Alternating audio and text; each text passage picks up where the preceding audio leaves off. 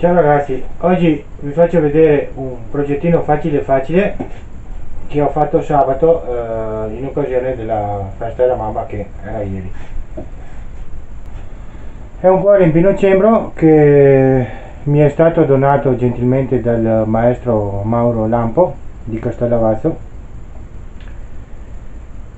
Il legno naturalmente, non il cuore, con la tecnica che ormai avrete imparato a conoscere del chip carving che amo, ovvero l'intaglio a punta e coltello.